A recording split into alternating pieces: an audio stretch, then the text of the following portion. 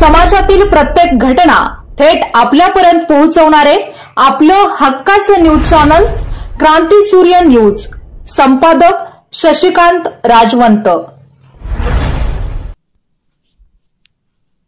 पलूस कडेगाव विधानसभा मतदारसंघामध्ये डॉक्टर विश्वजित कदम यांनी विजयाची हॅट्रिक केली असून त्यांनी भाजपा महायुतीचे उमेदवार संग्राम देशमुख यांचा 30,064 मतांनी पराभव केला आहे। संपूर्ण महाराष्ट्र राज्याचे लक्ष लागून राहिलेल्या पलूस कडेगाव मतदारसंघामध्ये काँग्रेस महाविकास आघाडीचे उमेदवार डॉक्टर विश्वजित कदम व भाजपा महायुतीचे उमेदवार संग्राम देशमुख यांच्यामध्ये प्रमुख लढत लढली गेली। यामध्ये विश्वजित कदम यांनी आतापर्यंत केलेल्या विकास कामांच्या आधारे तसेच कोरोना महापूर काळामध्ये केलेल्या कार्याच्या पार्श्वभूमीवर निवडणूक लढवली, तर संग्राम देशमुख यांनी सांगली जिल्हा परिषद अध्यक्ष असताना तसेच महायुतीने केलेली विविध विकास कामे, विविध योजना, लाडकी बहीण योजना याच्या आधारे निवडणूक लढवली। दोन्ही मातब्बर नेते विकासाचे मुद्दे घेऊन समोरासमोर ठाकल्याने काट्याची टक्कर होणार हे पूर्वीच निश्चित झाले होते।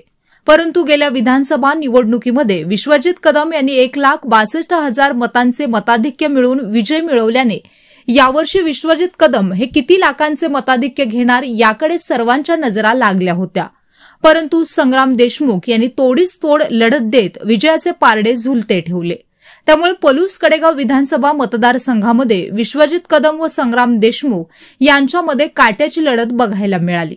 अखेर या अटीतटीच्या झालेल्या लढतीमध्ये विश्वजित कदम यांनी विजय संपादन करीत तिसऱ्यांदा विजय मिळवित विजयी हॅट्रिक केली आहे। विश्वजित कदम यांनी पहिल्या 6 फेऱ्यांमध्ये केवळ 1,000च्या आसपास मताधिक्य मिळवल्याने रोमांचक लढत होण्याची शक्यता निर्माण झाली। परंतु यानंतर विश्वजित कदम यांनी प्रत्येक फेऱ्यागणित आपली आघाडी वाढवीत विजय संपादन केला। त्यांची विजयी आघाडी वाढत असताना पलूस कडेगावच्या विश्वजित कदम समर्थकांनी विजयाचा जल्लोष केला।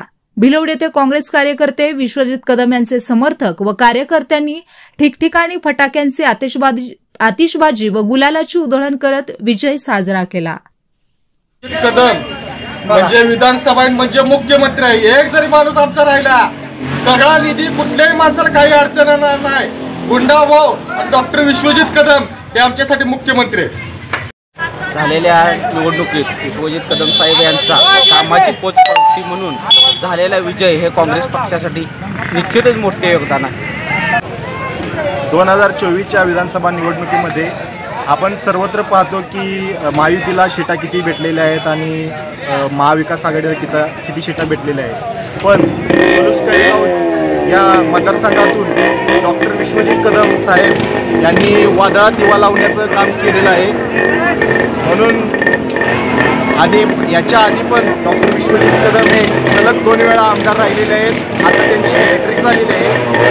पलूस कडेगावची सेवा करण्याचं काम प्रत्येकाने मिळालेलं आहे। आमच्या जनतेने त्यांना त्यांच्या कामाची पावती, त्यांच्या विकास कामाची पावती त्यांना दिलेली आहे आणि याच्या पुढेही 5 वर्ष त्यांना विकास कामं करण्याची संधी या पलूस कडेगावच्या जनतेने त्यांना दिलेली आहे। तरी मी माझ्या गावाच्या वतीने, भिलवडी गावाच्या वतीने तसेच मी एक छोटा कार्यकर्ता आहे, मी कार्यकर्त्यांच्या वतीने त्यांना शुभेच्छा देतो। आणि उपस्थित शांतता राखायची सवय सर्व पलूस कडेगाव मतदारसंघातील माझ्या सर्व तरुण सहकारी कार्यकर्ते, सर्व उपस्थित आमच्या माता भगिनी आणि सर्व बंधूंनो, मी प्रथमतः महाराष्ट्रात व पलूस कडेगाव विधानसभा मतदारसंघामध्ये आज जे निकाल लागलेला आहे त्या निकालामध्ये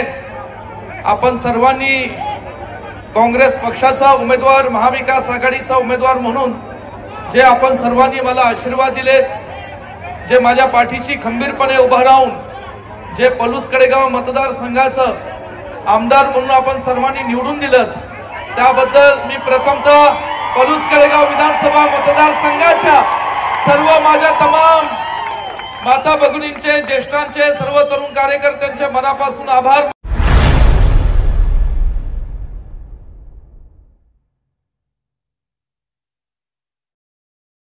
क्रांती सूर्य न्यूज।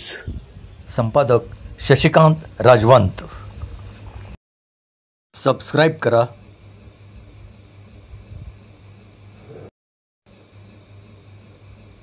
बेल आयकॉनला क्लिक करा आणि लाईक करायला विसरू नका.